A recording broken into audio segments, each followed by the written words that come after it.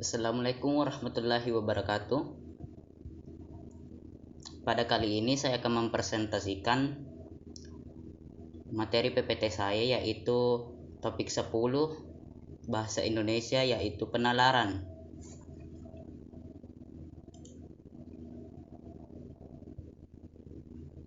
Sebelumnya perkenalkan, nama saya Muhammad Isul Haq dengan NIM 1053511 01223 dari Fakultas Pendidikan Bahasa Inggris.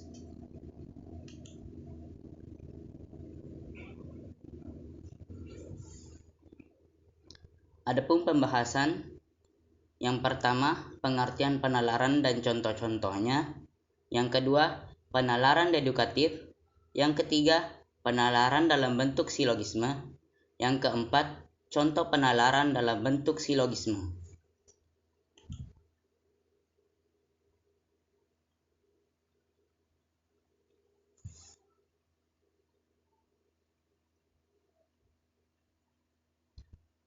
Pengertian penalaran dan contohnya. Yang pertama, pengertian penalaran. Penalaran yaitu cara berpikir dengan berdasarkan suatu pernyataan dasar untuk menarik kesimpulan. Di dalam penalaran deduktif terdapat antimen macam silogisme. Istilah silogisme adalah berasal dari bahasa Yunani yang artinya konklusi. Metode penalaran deduktif dengan 3 proposi, yaitu premis mayor, premis minor, dan kesimpulan. Aristoteles, penemu silogisme, menjelaskan bahwa kesimpulan sangat terkait dengan premis pertama dan kedua. Ada 2 jenis silogisme, yaitu positif dan negatif. Silogisme memberikan landasan untuk penalaran logis dan dengan 2 premis. Yang kedua, contoh penalaran. Yang pertama, premis mayor. Seluruh masyarakat di wilayah Indonesia harus tinggal di rumah karena wabah virus corona. Premis minor, keluarga Farhan tinggal di Samarinda. Kesimpulan, oleh karena itu, keluarga Farhan harus tinggal di rumah. Premis mayor negatif, penderita penyakit lambung atau MA tidak boleh mengkonsumsi makanan pedas. Premis minor, AIDA mengidap penyakit lambung atau MA. Kesimpulan, oleh karena itu, AIDA tidak boleh mengkonsumsi makanan yang pedas. Kesimpulan dari silogisme harus memenuhi kedua syarat di atas, yaitu valid dan benar. Bila tidak memenuhi, maka kesimpulan dari silogisme bisa salah.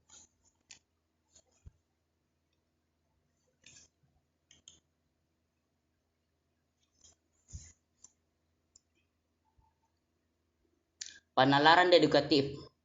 Penalaran dedukatif terbagi tentang agama, ekonomi, spiritual, lingkungan, dan wisata. Penalaran dedukatif tentang agama. Islam merupakan agama yang cinta damai dan menekankan tentang pentingnya toleransi. Hal tersebut sesuai dengan ajaran Rasulullah yang memiliki sifat penyayang terhadap sesama manusia.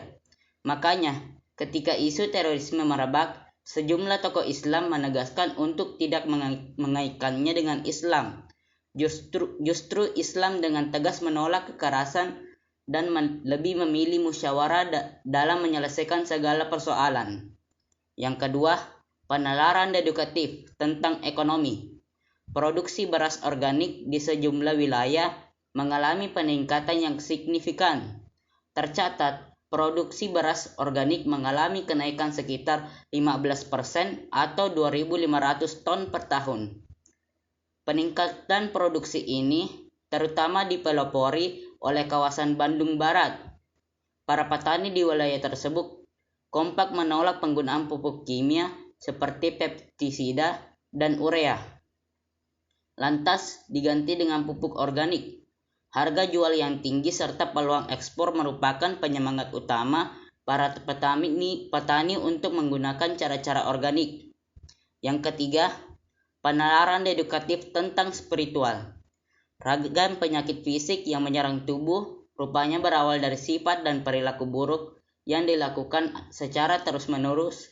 Misalnya ketika kita kerap memendam rasa jengkel terhadap salah seorang keluarga dekat, maka peluang mengidap penyakit jantung dan TBC akan semakin tinggi. Begitu pula ketika orang yang sangat gampang untuk menghardik orang tua kandungnya, maka orang semacam ini rentan bermasalah di bidang perut dan kulit. Yang keempat, penalaran edukatif tentang lingkungan. Para ibu rumah tangga dianjurkan untuk cerdas dan telaten dalam memilah dan mengelola sampah. Mereka harus dapat memisahkan sampah basah dan sampah kering, lalu melakukan daur ulang sampah secara mandiri. Sampah kering seperti plastik dan bekas kemasan minum bisa diolah kembali menjadi ragam kerajinan yang bernilai. Sementara itu, sampah basah bisa dijadikan pupuk organik yang bagus untuk tanaman. Yang kelima, penalaran edukatif tentang wisata. Sejumlah kelompok masyarakat meminta pemerintah serius memperbaiki sektor perwisata daerah, terutama dari segi akses jalanan. Pelaksanaan perbaikan jalan rusak menuju kawasan wisata harus segera dimulai, sebab hingga kini masih ditemukan jalan yang tak layak pakai, sehingga wisatawan pun takut menjangkau lokasi wisata karena jalannya yang memprihatinkan. Selain jalan fasilitas dan manajemen di lokasi wisata juga tak boleh luput dari perhatian.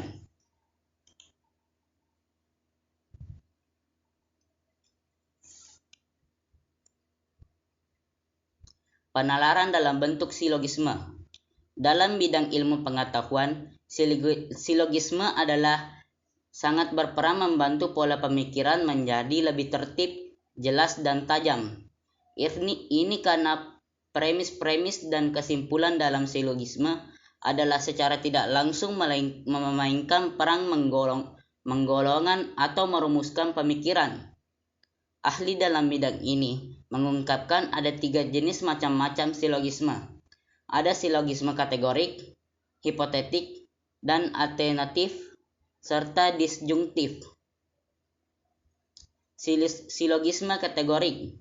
Bentuk silogisme yang melibatkan 2 premis dan 1 kesimpulan dengan menggunakan kategori atau hubungan antara kelas atau kelompok. Silogisme hipotetik merupakan silogisme yang mengandung suatu hipotesis atau asumsi sebagai premisnya. Kesimpulannya diambil berdasarkan logika dari premis-premis yang diajukan. Silogisme alternatif.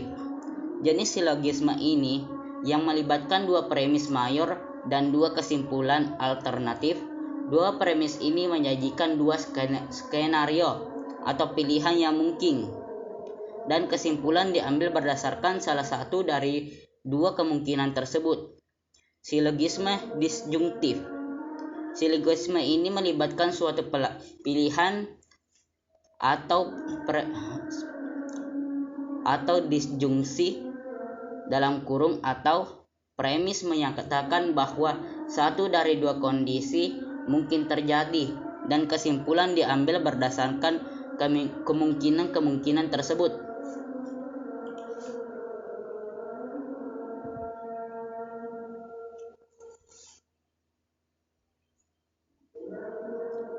Contoh penalaran dalam bentuk silogisme. Yang pertama, silogisme kategorik. Premis mayornya, semua manusia adalah makhluk berakal. Premis minornya, saya adalah manusia. Dan kesimpulannya, oleh karena itu saya adalah makhluk berakal. Silogisme hipotetik. Premis pertama, jika cuaca cerah, maka acara akan dilaksanakan di luar ruangan. Premis kedua, cuaca saat ini cerah. Kesimpulan, maka acara akan dilaksanakan di luar ruangan. Yang ketiga, silogisme alternatif. Premis mayor, jika hujan, maka pertandingan akan dibatalkan. Premis minor, Jika tidak hujan, pertandingan akan dilanjutkan. Kesimpulan pertama, saat ini tidak ada hujan. Kesimpulan kedua, oleh karena itu, pertandingan akan dilanjutkan. Yang keempat, silogisme disjungtif.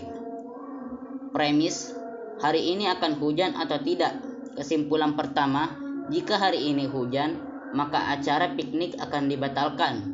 Kesimpulan kedua, jika hari ini tidak hujan, maka acara piknik akan dilaksanakan.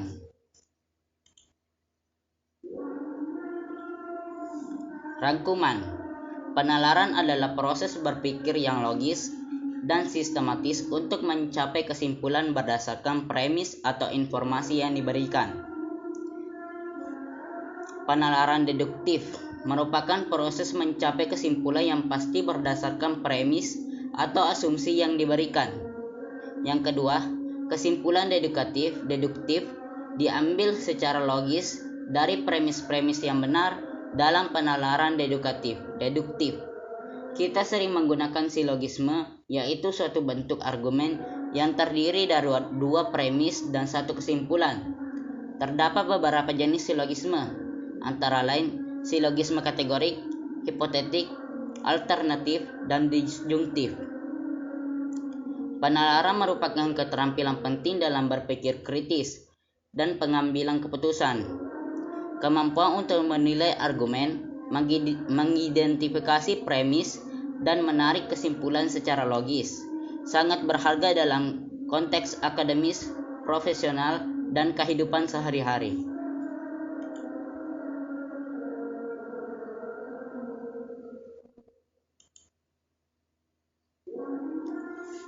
Terima kasih atas perhatiannya. Assalamualaikum warahmatullahi wabarakatuh.